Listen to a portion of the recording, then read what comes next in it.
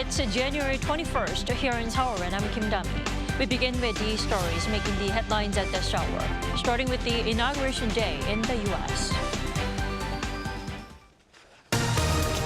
Donald Trump has been sworn in as the 47th President of the United States at the Capitol Rotunda. He vowed a golden age for America with promises to be a peacemaker and a unifier. On Tuesday afternoon, President Yoon is set to appear at the third hearing of his impeachment trial at the Constitutional Court to review evidence submitted by the National Assembly related to his December 3rd martial law declaration. And South Korean investigators failed to forcibly bring in President Yoon for questioning, even after a 6-hour standoff because he refused to do so. Investigators plan on making another attempt in the near future.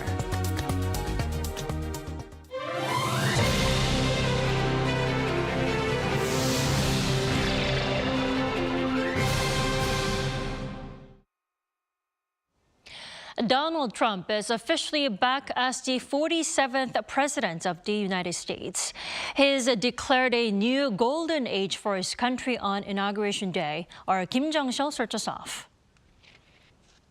And repeat after. I, Donald John Trump, do solemnly swear and will, to the best of my ability, Preserve, protect, and defend preserve, protect, and defend the Constitution of the United States. the Constitution of the United States. So help me God. So help me God. Congratulations. Donald Trump has been sworn in as the 47th President of the United States, marking the beginning of a new chapter in American leadership. Trump's inaugural address set the tone for his next 4 years, echoing the core message of his first term, America First. The golden age of America begins right now. We will be the envy of every nation, and we will not allow ourselves to be taken advantage of any longer. During every single day of the Trump administration, I will very simply put America first. Shortly after his inauguration, the White House unveiled a revamped website with the bold declaration, America is back, promising to fight for a stronger, safer, and more prosperous nation. Key priorities for Trump's second term include securing the border, reinstating the Remain in Mexico policy, and addressing crime by cracking down on cartels and protecting law enforcement officers. Trump also pledged to make America energy dominant again, rolling back climate policies and streamlining energy production through regulatory reforms. His America First trade policy aims to protect U.S. businesses and reduce reliance on foreign organizations for tax policy. His second term will also focus on strengthening America's global position, aligning with his commitment to peace through strength, a vision of security backed by military and economic dominance. As President Trump begins his second term, the next 4 years will be crucial in testing his bold promises and shaping America's future. Kim Jong-sil, Arirang News. And we now head straight over to D.C., where the grand ceremony took place for the second time for Trump. We are joined by Voice of America correspondent Chris Keskiel. Hello there, Chris. Good to be with you again. So, Chris, how's the atmosphere on the big day over in D.C.? Well, the festivities are still going on. Trump was supposed to head to the Oval Office after he had that speech and signing the executive orders at Capital One Arena to sign more executive orders at the Oval Office. And then, of course, there's the inaugural balls that are taking place in three different locations. Well, this ceremony did take place inside in a break from tradition because of the record freezing temperatures. How cold is it? And it looks like it went well despite the change of location, right? Yeah, it is about -7 degrees Celsius right now. And so it was a very smaller ceremony, and a lot of it took place indoors. The parade that usually happens on Pennsylvania Avenue between the Capitol and the White House took place inside Capital One Arena, and the oath of office was administered inside. So they had to move a few of the musical numbers in order to get the oath of office administered around noon. It was administered at 12:01 to Donald Trump. But otherwise, it went off pretty much without a hitch. It was just way behind schedule, and now it's even more behind schedule. Well, we have to talk about the event itself. Walk us through who made remarks at the inauguration event and who were some notable guests there. Sure. Amy Klobuchar is the chair of the Joint Committee on the Inauguration. So she gave some comments. She's a Democratic senator from Minnesota.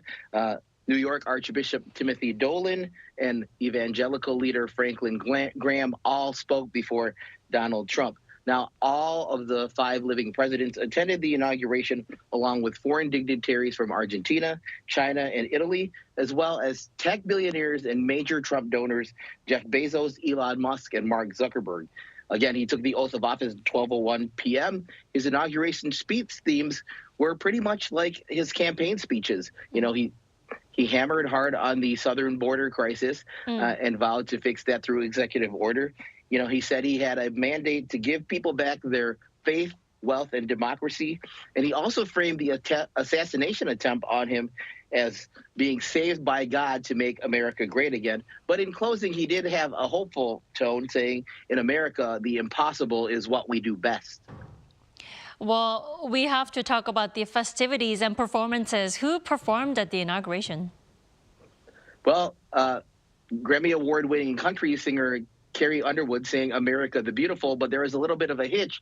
So she decided to perform it a cappella. And American tenor Christopher Macchio, who is a stalwart on the campaign trail for Trump, performed 2 songs. And then Grammy Award-winning singer Lee Greenwood sang his anthem, God Bless the USA, which was very popular with Trump and his supporters at his rallies. Definitely. Chris, before I let you go, you have to walk us through how Trump will spend the first 100 days back in the Oval Office. Well, the executive orders that he has planned to sign and already signed pretty much lay it out. He's going to take action on the southern border, whether it's these mass deportations and raids in what are so-called sanctuary cities here in the United States that don't enforce federal immigration law against undocumented immigrants. And, whether there are targeted raids against migrants in their workplaces, or whether he's going to target those who have been accused and convicted of crimes. So that is the issue that Trump feels that he won the election on, even more so than the economy. And he made that very clear in some of his later remarks after the inaugural address and some of the other events, including that event at Capital One Arena and also at another event for supporters immediately following his inaugural speech. So he's expected to take early action on the immigration issue. And also his Secretary of State nominee, Marco Rubio, was confirmed by the Senate just a few minutes ago, within the past hour or so. And there is actually going to be a meeting between the foreign ministers of the Quad, Japan, Australia, and India, and the United States tomorrow. So the Trump foreign policy is already off to a start. So we're going to have to see what that means for partnerships in the Indo-Pacific and regional security in the Indo-Pacific, whether he continues the Biden approach of the multilateral alliances or whether he favors a more bilateral leader-to-leader approach, as we saw in his first term. But, this meeting of the Quad tomorrow might be an early sign that he's open to the multilateral approach.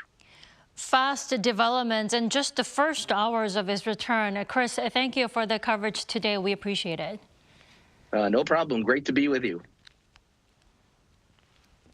So as soon as he returned to power, Trump signed an executive order beginning the process of pulling the U.S. out of the Paris Climate Agreement. This is his second time to have done so, as he exited it in his first term in 2017, now only for then-President Biden to rejoin the agreement in 2021. Trump also declared a national emergency at the U.S Mexico border. In his inaugural address, Trump said he will send troops to the southern border, detain all illegal immigrants, and reintroduce a Remain in Mexico policy that requires migrants wait for their asylum proceedings on the Mexican side of the border. And leaders around the world quickly welcomed back President Trump and voiced wishes to work closely with the returned leader. Lee Seung-ja's more. Donald Trump on Monday became just the second U.S. president to serve 2 non-consecutive terms in the White House when he was sworn in during his inauguration ceremony. World leaders were quick to congratulate the 47th U.S. president.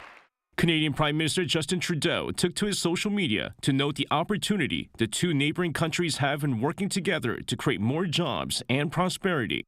Israeli Prime Minister Benjamin Netanyahu congratulated Trump, saying he believes the U.S. and Israeli alliance will grow to even greater heights. Calling the U.S. its closest ally, Germany's Chancellor Olaf Scholz said the aim of the 2 countries is to have a good transatlantic relationship. Prime Minister Keir Starmer stressed Trump's long-standing affection and historical ties to the UK, adding that such depth of friendship will continue. Italian Prime Minister Giorgia Meloni, who was present at the inauguration, noted that the friendship and values that the 2 countries share will continue to strengthen their cooperation. But much of the attention was on what the leaders of Russia and Ukraine had to say on Trump's inauguration day. Russian President Vladimir Putin not only congratulated Trump on his return to the White House, but also said he's open to hold talks regarding the war in Ukraine. We have never refused dialogue. We have always been ready to maintain an attitude of cooperation with any American administration. We are also open for dialogue with the new U.S. administration on the Ukraine conflict. The most important thing here is to address the root cause of the crisis that we have spoken about many times. Ukrainian President Vladimir Zelensky was also quick to congratulate Trump. The Ukrainian leader noted that Trump has always been decisive, adding that Trump would provide an opportunity to strengthen American leadership and achieve long-term peace. Zelensky also expressed hope that the 2 countries can work together to provide greater security, stability, and economic growth to the world and the 2 nations. Lee Seung-jae, Arirang News.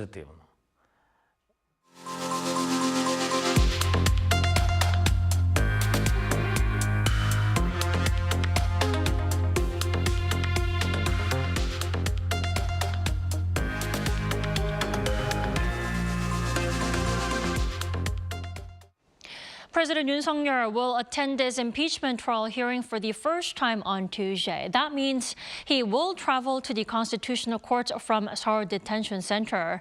We have our correspondent Oh Soo-young standing by at the Constitutional Court. Now, Soo-young, President Yoon will be attending to the trial in person. This is quite unprecedented, isn't it? Good morning, Tammy. Yes, Attorney Yoon Gak-keun confirmed Monday night that the president will attend himself to the 3rd trial hearing, the 3rd of his impeachment trial. And this makes him the first president, really, to defend himself here at the Constitutional Court. I mean, former presidents Park Geun-hye and Roh Moo-hyun, they didn't attend a single impeachment trial hearing in their respective impeachment trials. And Yoon is also the first sitting leader to be under arrest. So there's much interest over how he will be escorted to the court, how he's going to present himself, and even what he's going to wear, his civilian dress or his prison uniform as a pre-trial inmate. We haven't heard yet from the court on what the protocol is going to be. When I asked on Monday, Court Officer Chun Jae-yeon said it's too early to confirm his attendance and that the court would be deciding the manner of which he makes his case. Now, we assume that he's going to be escorted by the Presidential Security Service from Seoul Detention Center, and upon his arrival, the Constitutional Court might allow him to use a private undisclosed passageway to ensure his safety and dignity. Now, this would mirror the measures taken during his pre-arrest interrogation at the Seoul Western District Court, where he entered through an underground car park without being seen publicly. Well, Soo-young, it's been a while since we heard from him last time. What can we expect Yoon to say today then? Well, we can expect him to explain quite extensively why he believes his martial law on December 3rd was justified and also constitutional. That's basically been his message so far, saying that he was aiming to defend the constitutional order and not disrupt it. President Yoon has claimed that the government was under attack by the opposition-led parliament, the opposition party, which has used its majority to impeach him as well as numerous high-ranking officials and paralyze state governance. He has also raised suspicion of election fraud in the general election last year. So most of what he says today today is highly likely to sound quite familiar with us, but how he makes his case, now that's going to be rather fascinating to watch, as he faces judges as a former senior prosecutor turned president, now turned pre-trial inmate. The justices may in turn ask him to clarify whether he got proper approval from the cabinet to declare martial law, and also ask him to address the main grounds for impeachment raised by the National Assembly. Soo-young, it seems his attendance will be a regular occurrence. Would you say that? Well, his lawyers have said that in principle, the president plans to attend every trial hearing in the future, again, if possible, but we're going to have to wait and see about that. I mean, Tuesday's attendance itself, it came as a bit of a surprise, as his lawyers have previously said the president will attend at an appropriate time, only when the main arguments during the trial have been organised to a certain extent, and that's not really the case at the moment. So it appears that following his arrest, the president felt triggered to speak out, perhaps by frustration at his detention, and he will likely argue today that his arrest is illegal and infringes upon his right to defend himself in court. In fact, his move appears to assert his position that he will not answer to the Corruption Investigation Office for high-ranking officials who attained his arrest warrant and are now detaining him for questioning.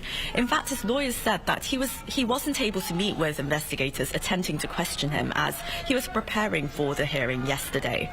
So apparently the investigators waited until 9:30 p.m. before calling it a night. Presumably their cooperation is needed for Yoon to attend hearings that fall into the 20 days of detention. But as unprecedented as the situation is, apparently there is no clear procedure, as an investigative official admitted yesterday. Well, we'll have to wait and see how today's hearing goes. Thank you, Soo-young, for the update. Meanwhile, investigators' efforts to question Yoon continue, having so far failed due to Yoon's persistent refusal to cooperate.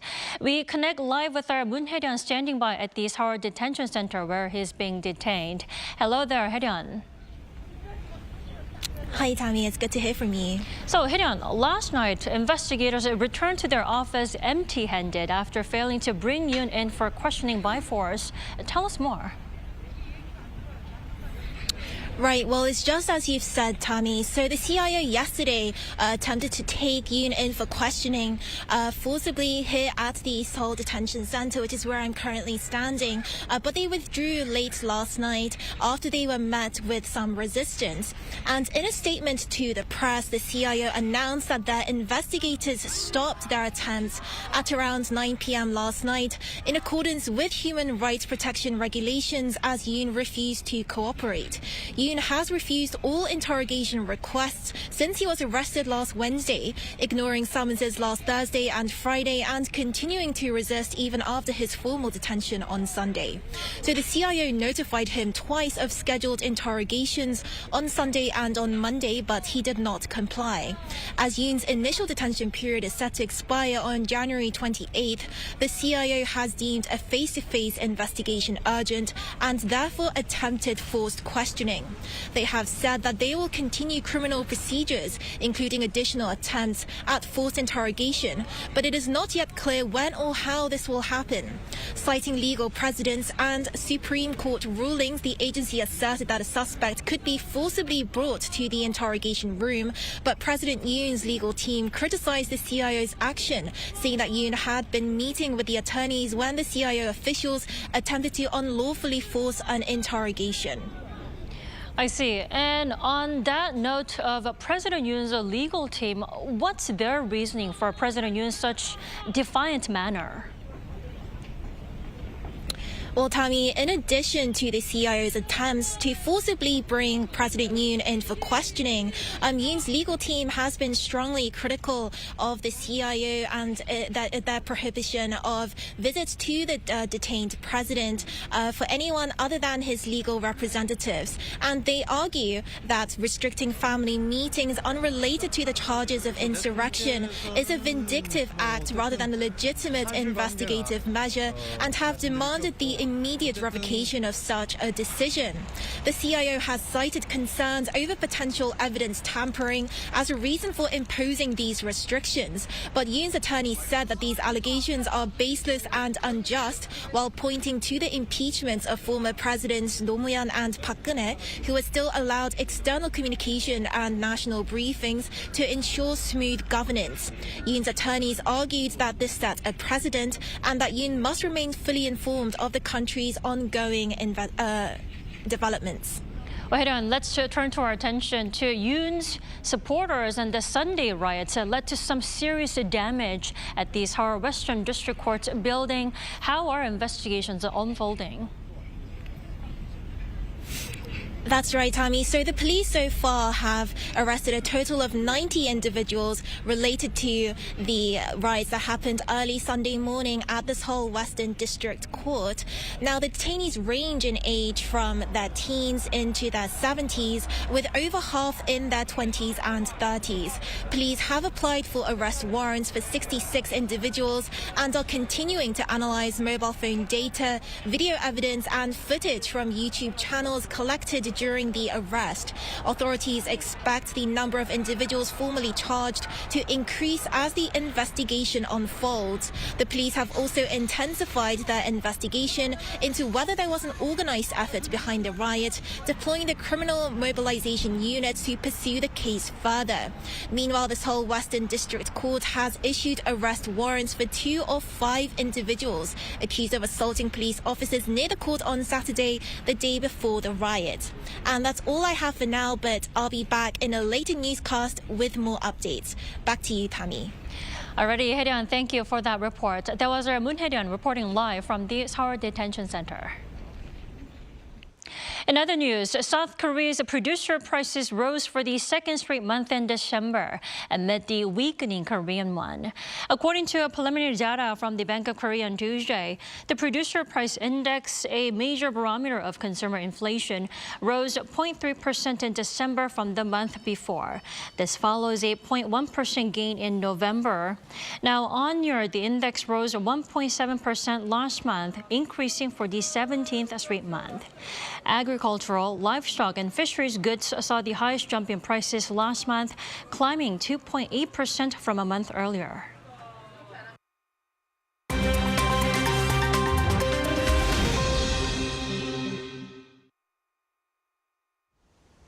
Good morning, I'm Choi Ji-hee, and this is The World Now. Pope Francis has strongly criticized U.S. President Donald Trump's plans for mass deportation of undocumented immigrants. He described the plan as a disgrace in an interview on Italian television on Sunday ahead of Trump's inauguration. Speaking from the Vatican, the Pope emphasized the human cost of the plan to deport millions of undocumented immigrants from the United States. He said this is not the way to solve things. President Trump is starting off his second term with several executive orders, including ones to accelerate deportations and enhance border security. In response, Pope Francis urged world leaders to focus on addressing the root causes of migration rather than punishing vulnerable people. Despite his criticisms, the Pope extended a congratulatory message to President Trump on Monday, the day of his inauguration, praying that Trump's leadership fosters unity and compassion in addressing global challenges. In Taiwan, a 6.4 magnitude earthquake struck the southern region early on Tuesday, leaving 15 people with minor injuries. Taiwan's Central Weather Administration recorded the quake struck at 12:17 a.m., roughly 38 kilometers southeast of Chiayi County Hall, and with a depth of 9.7 kilometers. A 5.2 magnitude aftershock also occurred over an hour after the initial quake. The tremor resulted in 15 minor injuries, with 6 people rescued from a collapsed house in Nanshi District, Tainan City. Workers in this district, including those in the TSMC factory, have reportedly been evacuated. Last April, Taiwan suffered its strongest earthquake in 25 years, a 7.4 magnitude quake near Hualien City that led to at least 18 deaths. Tanzania's president confirmed on Monday that 1 out of more than 20 samples taken in the north of the country had tested positive for the infectious Marburg disease. That validated a WHO report on the 14th of this month, in which it said it suspected an outbreak of Marburg in Tanzania's Kagera region, following 8 deaths manifesting symptoms in line with the virus. Initially, Tanzanian health officials denied the presence of the virus, citing negative test results. Marburg virus, similar to Ebola, is a highly contagious pathogen that causes high fever and bleeding and has a fatality rate of up to 90%. On the eve of her husband's inauguration as U.S. President, Melania Trump introduced her own cryptocurrency, the Melania meme coin. She posted on X on Sunday that the official Melania meme is live. The announcement follows Donald Trump's launch of his own meme coin ahead of his inauguration.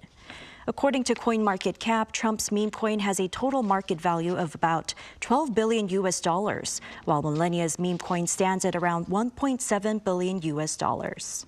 Despite previously calling cryptocurrency a scam, Trump became the first presidential candidate to accept digital assets as donations during his 2024 election campaign.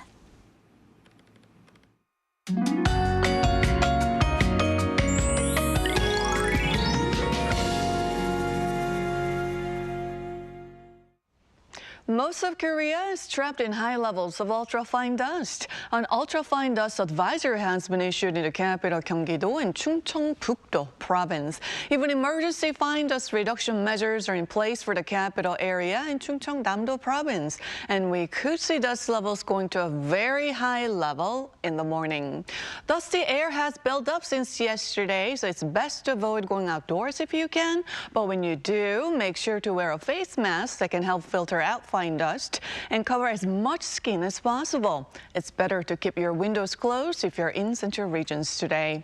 Afternoon highs will be as high as Monday at 8 degrees Celsius in the capital. Daegu, Gyeongju, Busan, Jeju will be topping out at 11 degrees. Sunny skies will be blurred with that fine dust. Warmer than average temperatures will continue with dusty air staying through the end of the week. Well, that's Korea for you, and here's a look at the international weather conditions.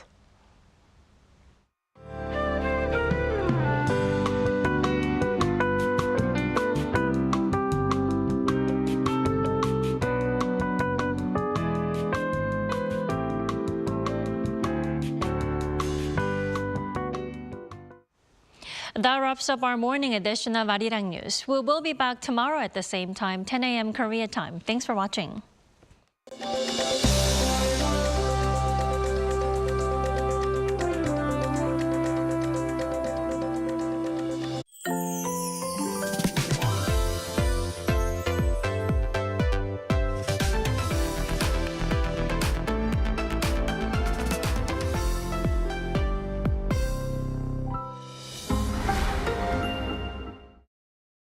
How to survive in Korea. Workplace. Step 1. Lunchtime. The most important morning routine is to check today's menu. Food is essential for survival. Memorize today's menu. The highlight of office life. Lunchtime. Rice in the bottom left, soup in the bottom right. The top is for the sides. The sauce and the spoon go here. This is the basic layout, but it's a bit odd to switch rice and soup. When you're done, pour the leftovers into the soup bowl. It doesn't look that appetizing, so wait until others are done eating. Step 2. Neng, nep, nenep. These are the most used expressions at work. Choose the most appropriate form. Neng, nep, nenep. Remember that the formal ne can sound a bit stiff. Did you just say yes? Absolutely not acceptable. You want to find the right word for the right occasion. Step 3. Desteria. Desteria is the oasis in the desert. Show them your character. If you're not the diligent type, get a stooky plant. Work is tough. Laugh and the whole world laughs with you. Weep and you weep alone. Stay put, like the stooky that survives in the desert. Hang in there until the end. Of course, you can always quit. You matter more than anything else. Step 4. Survival kit. Every worker needs a survival kit. Survival kit level 1. This position gets the most exposure. Grab one when you need a sugar boost. Always keep a few treats you can offer your co-workers. Survival kit level 2. These are for hunger pangs before and after a meal. You'll need them when you take a coffee break with your office buddies. Survival kit level 3. Trash talking your boss with your soulmate. Did you survive in the workplace? Office romance? Be careful. Even the photocopier knows all the gossip.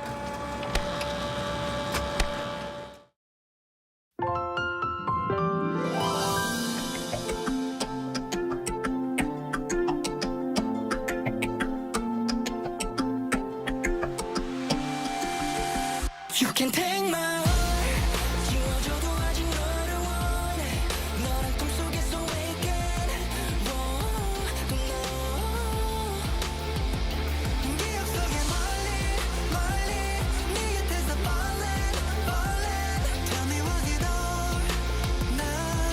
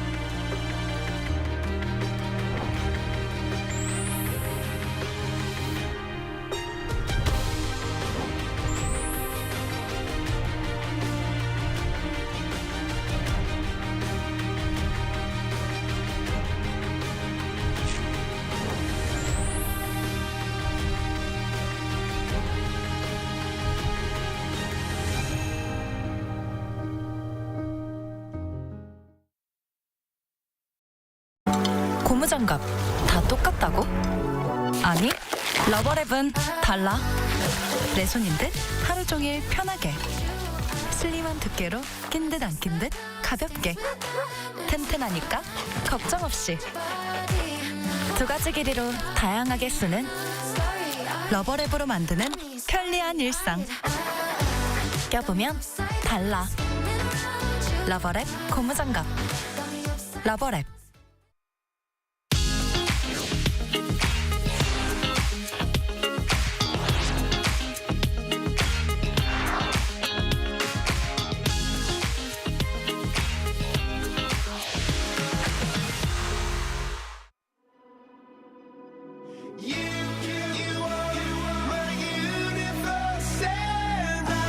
We're here to bring a new type of news show. New insights, new styles, and new topics every single day. We are News Generation. Bring news just for you. It's Tuesday, January 21st here in Seoul. I'm Song Yujin, and you're watching News Generation. Joining us today is Kwon Ji-yeon. Good morning, Yujin. Good morning, Ji-yeon, and Kang Won-ju. Happy Tuesday. Happy Tuesday. Now, both are here to speak on behalf of those in their 20s and 30s. So, it's Tuesday, so we're going to begin with our keyword news. Today's keyword is 100. South Korea's Ministry of Culture, Sports, and Tourism announced on Monday the top 100 tourist destinations of Korea. This biennial project, which started in 2012, selects and introduces the country's must-visit spots. The list features 61 cultural attractions, including historical sites, architectural landmarks, and recreational facilities, as well as 39 natural sites such as forests, oceans, and wetlands. So among those selected, have you visited any, and are there any spots that you'd particularly like to recommend to our viewers? Yeah, I've been to some of these 100 places such as Seoul Sky, Lotte World, and Seokjung Lake. And Seoul Sky was very impressive to me.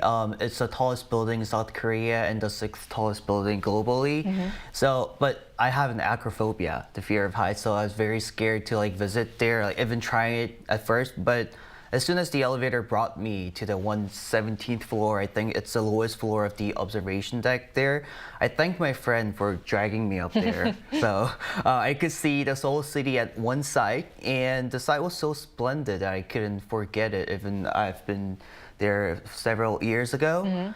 And so I definitely recommend Seoul Sky to everyone, our viewers here. And it's also located right next to Lotte World and Seokchung Lake, which is very famous for a great nightscape. Right. So I can group all these three places together and recommend visiting Seoul Sky at first in the morning, and then enjoying Lotte World, and wrapping up your day with appreciating the great nightscape of Seokchung Lake. That's such a nice itinerary. I mean, you can take a look at the scenery from high up above and then enjoy the amusement park, and ending off by walking around the beautiful Seokchung Lake. And now I would like to also ask you, Jian. I think I've been to most of the places here that the government mentioned. Well, in fact, I've had the pleasure of visiting Jeju Ole trails, enjoying the instant noodles by the Hangang River, and exploring the Seokcho Tourist and Fishery Market in Gangwon State. Well, the Jeju Ole trails offered breathtaking coastal views, and eating noodles by the Hangang River was a simple yet uniquely Korean experience for Koreans as well, especially with the beautiful riverside atmosphere. And Seokcho's market was lively, full of fresh seafood and local dishes that show the area's unique appeal. Well, each of these attractions, locations left a strong impression to me, combining culture, nature, and everyday Korean life, Korean culture as well. If I've got to recommend only one place, that will be Jeju Ole trails for its stunning natural beauty. But, however, the Hangang River noodle experience is perfect indeed. But FYI, just don't forget to buy some, sausages. You will regret it, indeed. That is indeed the cherry. That is right. Right, so some great recommendations from our panelists. And with the long holiday or Korean Lunar New Year just around the corner next week, if you're planning to visit Korea during this time, why not explore some of these destinations? And that was our keyword news for this Tuesday.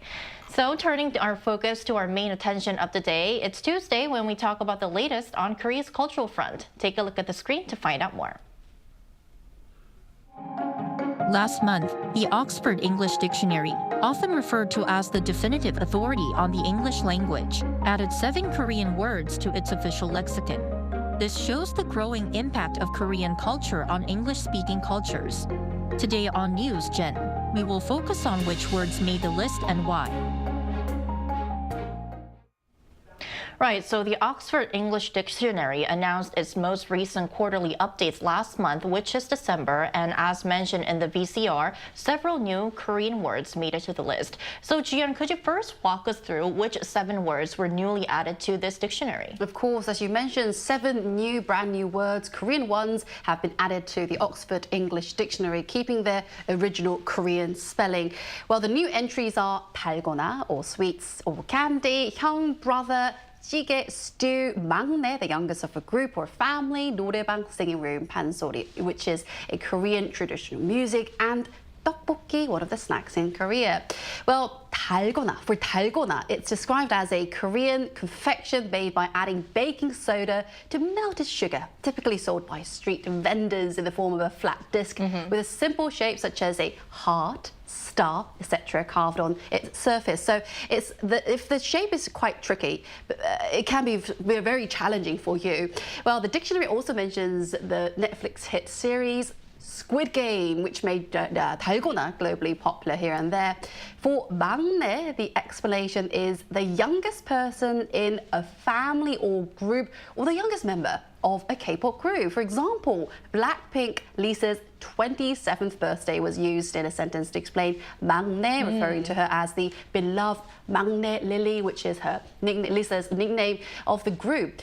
And also, 떡볶이 is defined as a Korean dish consisting of small cylindrical rice cakes cooked in a spicy sauce made with gochujang spicy chili paste, usually served as a snack, often as street food. So this addition is quite, it shows how deeply Korean culture culture and its unique elements have been embraced worldwide in the dictionary. It's a proud moment for all of us to see these words and their cultural significance being recognized globally, as you can see. Right, and the words coming from various aspects of Korean culture, not just Korean food, but K-content, Korean spaces, and so much more.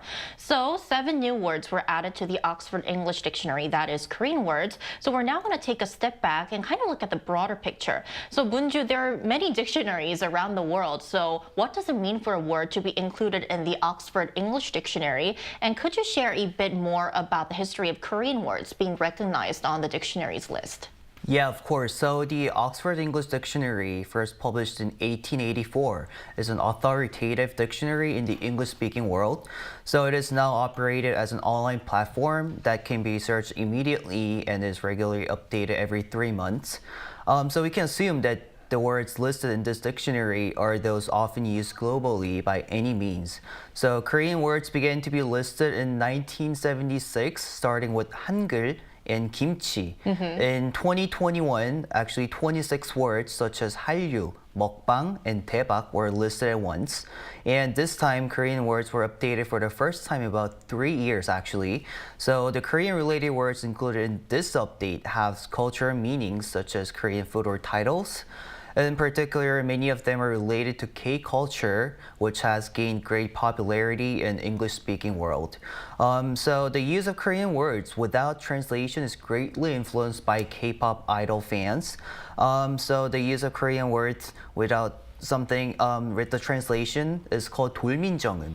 So it's a compound word of idol and 훈민정음, where idol fans read and write Korean as it is without translation. So the recently listed word 형, as Jian just mentioned previously, is a representative example of 돌민정음. Right, and if I could add a little more, the significance of a word being added to the Oxford English Dictionary is huge because the dictionary, its team does thorough preliminary research before deciding to add the word to the dictionary, because once a word enters the dictionary, it stays there permanently. It cannot be removed. So as Moonju mentioned, the addition of these words is a testament to the growing presence of the Korean language and also Korean culture. So to find out more, we also asked our viewers to share their favorite Korean words and how they came across them. Here's what they had to say. Let's first look at our comment for Tuesday. Our first comment was given by Hoju Kimchi 1412. I studied Korean at the University of Queensland in Australia a few years ago, and my knowledge of vocabulary and grammar gets refreshed every time I watch Korean content. My favorite Korean word is 빨리, which means quickly in Korean. Roddy Russell Jr. 93 says, as a Seoul Eland FC supporter, that's a football club named here in Korea in the K-League, our word for 2025 is 승격, which means promotion. We came so close last year, but hopefully this is the year we go up to K-League 1. Finally, the King's Kid FOR says, Korean is one of the languages with the most easily accessible material in the world. My favorite word is 시작하다, which means to start, because it takes courage to learn a new language. However, if you start and keep going, you will be in a better place a day, a month, or a year later. So we've taken a look at some of our viewers' favorite Korean words. For more on this topic, we're now going to invite an American millennial to our talks after a short break. Stay tuned.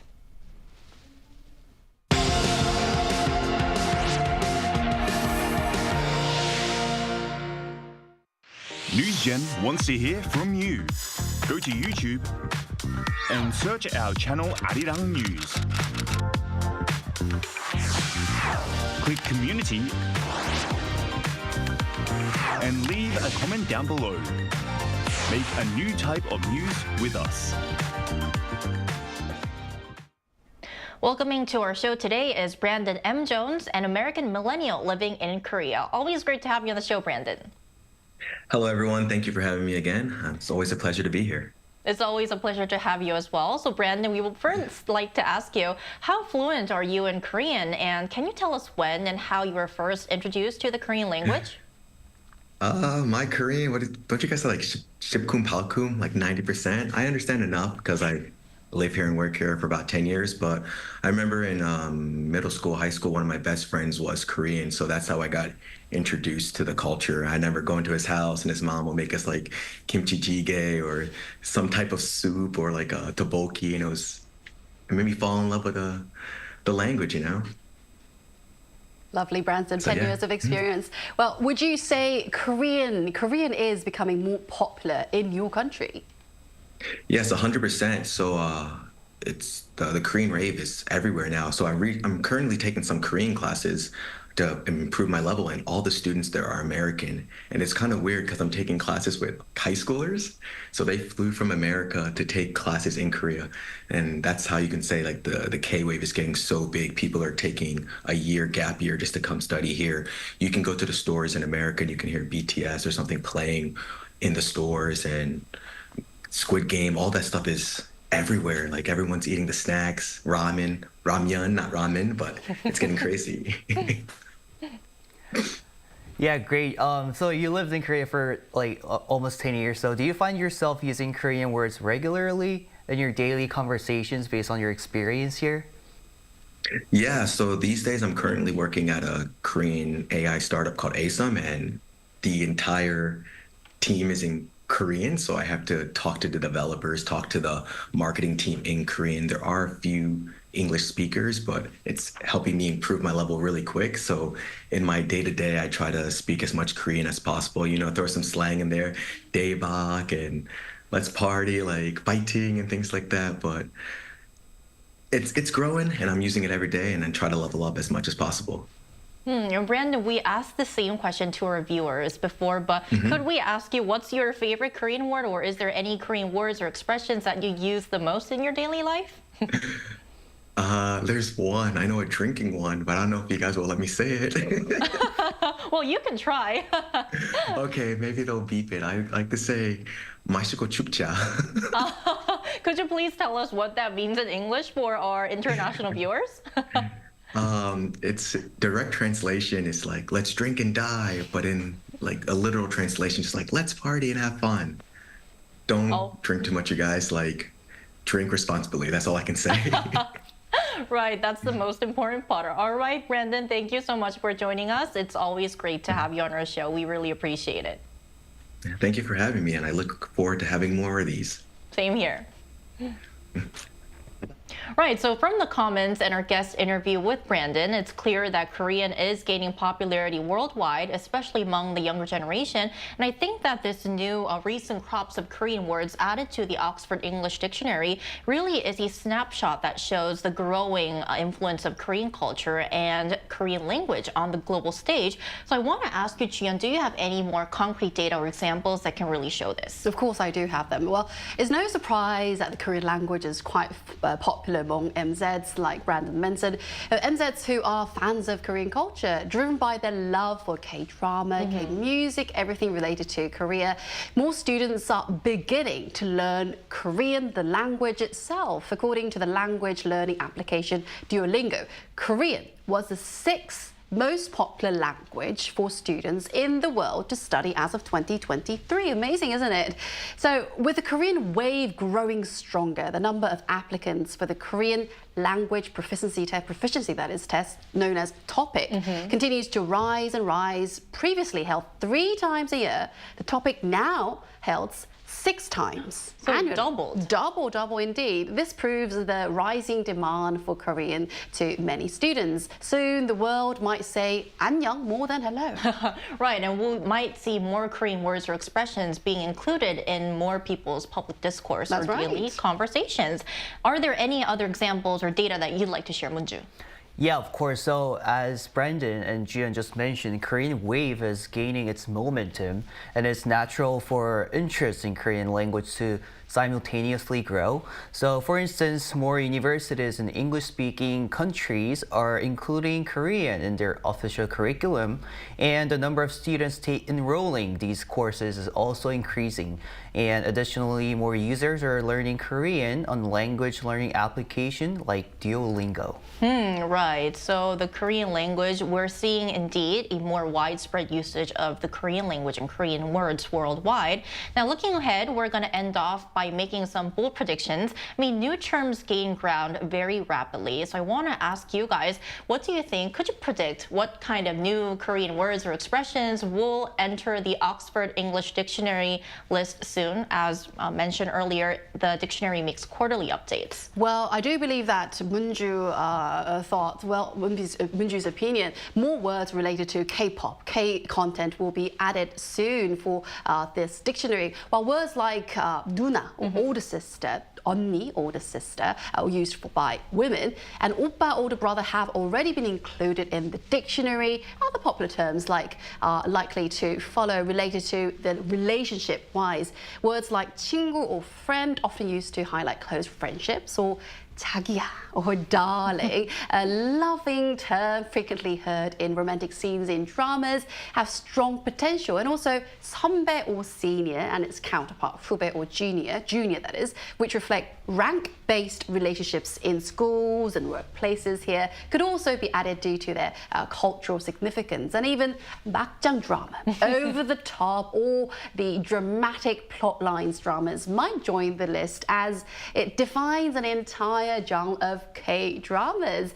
And these words are quite familiar to fans worldwide already. They showcase Korean culture's global influence and may soon enter the English lexicon. You know, K-content is not... It is trending indeed. It is trending. It's not just trending, it is rewriting the dictionary now. Right, and I couldn't agree with you more, because the words you mentioned, they're used often, a lot, in the Korean media. For example, K-dramas or K-movies, or between K-pop group members. So these terms, you might see them being newly added to the Oxford English Dictionary soon.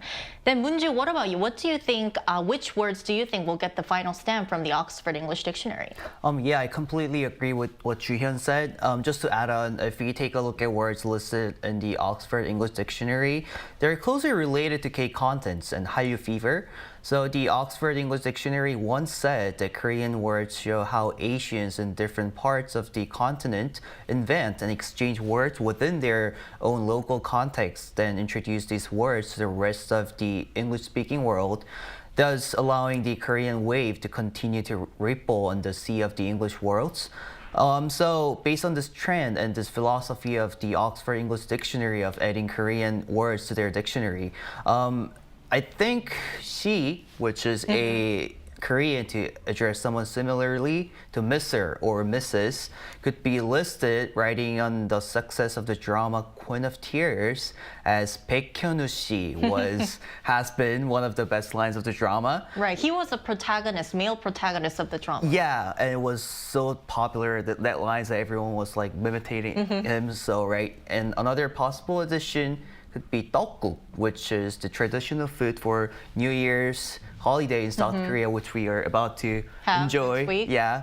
So, and more than anything, it is absolutely incredible to witness Korean words continuously being listed in the Oxford English Dictionary. Right, it is indeed a fascinating, exciting phenomenon. So we'll see whether these words will make it to the Oxford English Dictionary in the near future.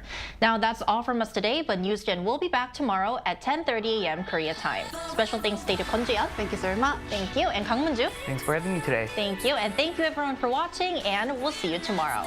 We are News Generation.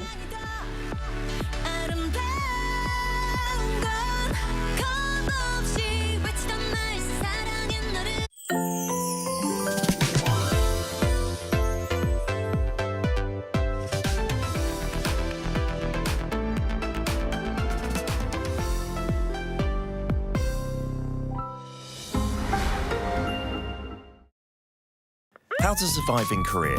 Cafes. Step 1. Find a seat. Before ordering, find a seat. Laptop ID, smartphone, jacket, whatever that can mark your territory. But no bites. It's a little too big. Step 2. Pick up. We do not ask or call your name. We call out, B69번 고객님. The buzzer will vibrate when your order is ready at the counter. Wait, got your straw? Keep the top of the wrapper on. Doing this is more hygienic. Step 3. Cafe etiquette. If you need to use your laptop, find a seat next to a socket. No extra charge for using electricity. But if you're staying over 3 hours, how about ordering another drink or dessert? Step 4. Last bite standing. There's a mysterious custom in Korea. The last bite standing.